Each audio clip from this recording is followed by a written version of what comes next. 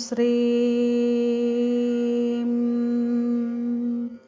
ह्रीं क्लीं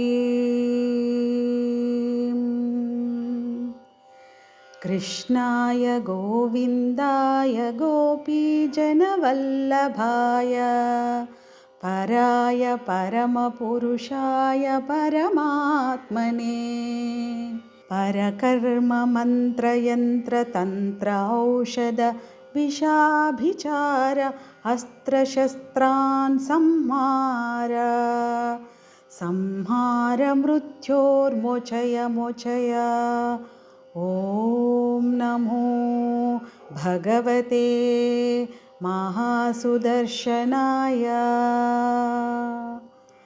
ॐ प्रों ह्रीं रं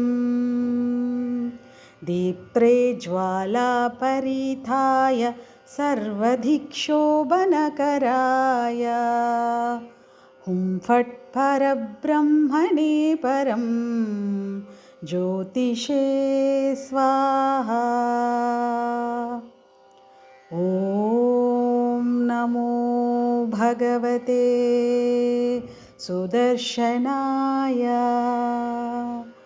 ॐ नमो भगवते महासुदर्शनाय।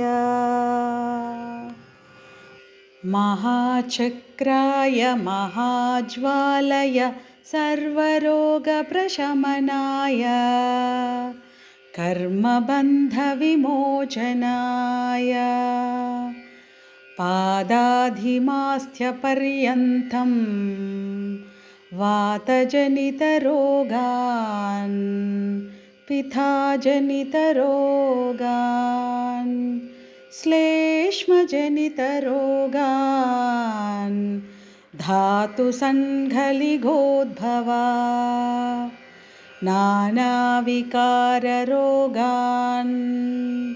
नाशाय प्रशमय आरोग्यं देहि ॐ सहस्रार हुं फट् स्वाहा। ॐ सहस्रार हुं फट् स्वाहा।